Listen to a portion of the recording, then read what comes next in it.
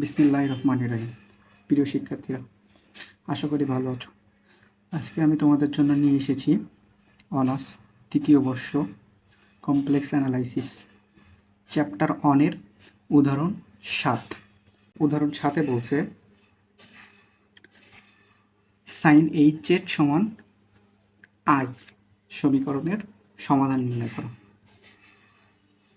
সমাধান দেয়া আছে sin of hz সমান i।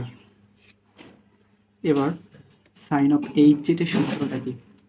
sin of hz এর সূত্র হলো e to the power z minus e to the power minus z by 2।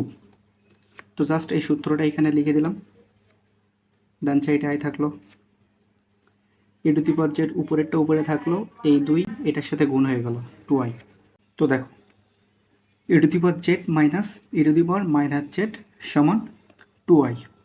তারপরে দেখো e to the power z minus e to the power minus z কে কী লেখা যায়? 1 by e to the power z।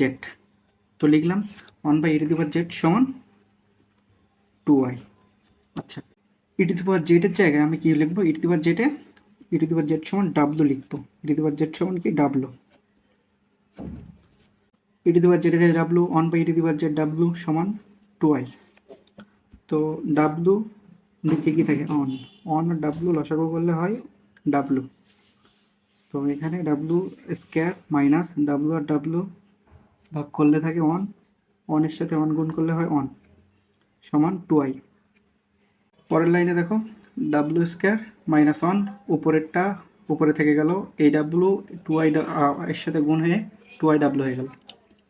তারপরের লাইনে আর এই 2iwটা পরের লাইনে এই সাইডে নিয়ে আসলাম, তাহলে কী করে হলো মাইনাস হয়ে গেল। এই সাইডে প্লাস আছে, এই সাইডে মাইনাস হয়ে গেল, এই সাইডে 0 থাকলো। আচ্ছা দেখো তো a x square plus B x plus c সমান 0 সমীকরণের সাথে তুলনা করা যায় কিনা এটা?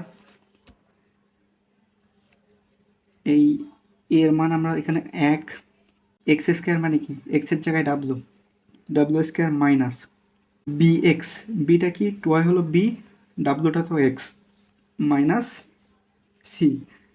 এই সমীকরণটাকে আমরা X square plus B x plus C এর সাথে তুলনা করব। তো তুলনা করলে X square plus B x plus C এর একটা সূত্র আছে, সেটা কি? এক্স সমান minus B plus minus root B square minus 4ac by 2a। তো এই সেম সূত্রটা এখানে অ্যাপ্লাই করলাম। এখানে এক্সটা কি? এক্সটা মানে ডাব্লু সমান মাইনাস বি, মাইনাস বি কত? 2i। সূত্রে কিন্তু এখানে প্লাস আছে, তাহলে এখানে যেহেতু মাইনাস আছে, তাহলে এই মাইনাস এখানে কিন্তু তার আগে একটা প্লাস দিয়ে তারপরে মাইনাস 2iw। তো বি এর মান কত? Minus 2i plus minus root B square মানে কি? Minus 2i square minus 4ac, 4 এর মান কত? অন, আর সি এর মান কত? Minus on by 2a, 2 into এর মান কত? অন। পরের লাইনে দেখো তাহলে ডাব্লু সমান এই minus minus minus plus 2i plus minus minus 2 এর স্কোয়ার মানে কত? 4, আর i এর ওপর স্কোয়ার মানে কি? i square. এই মাইনাস আর এই মাইনাস প্লাস হয়ে গেল, 4 আর 1 গুণ করলে কত হয়? 4, নিচে থাকে 2। তারপরে দেখো ডাব্লু সমান 2i plus minus i square সমান আমরা কি জানি? i স্কোয়ার সমান আমরা জানি মাইনাস 1। তাহলে i স্কোয়ারের মান কত? মাইনাস 1। তার সাথে কি গুণ আকারে আছে? 4 গুণ আকারে আছে।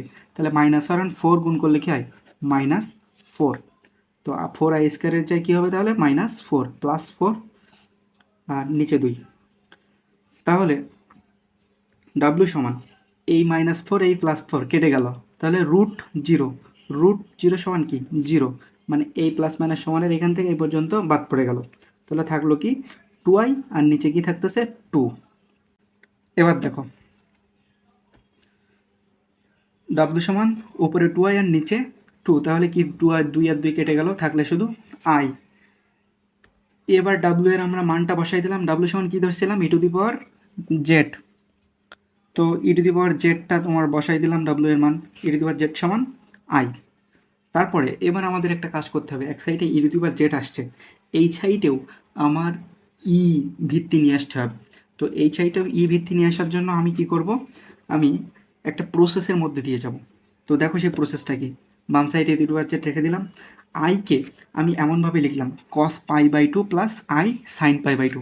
দেখো তো কস পাই বাই টু এর মান কত, 0, মানে কি এইটার মান সমান কত, 0, মানে এখানে কিছু নেই নাই কিন্তু এখনও, plus I sine pi by two এর মান কত, সাইন পাই বাই টু এর মান হলো অন, তাহলে আই এর সাথে কী গুণ হলো, অন, তাহলে আই গুণ অন মানে কি আই। আমি এই লাইনে ফিরে যাইতে পারতেছি, অবশ্যই পারতেছি, মানে এখানে কিছুই নেই নাই। আচ্ছা, এটা জাস্ট ফরমেশনের জন্য করছি আমি।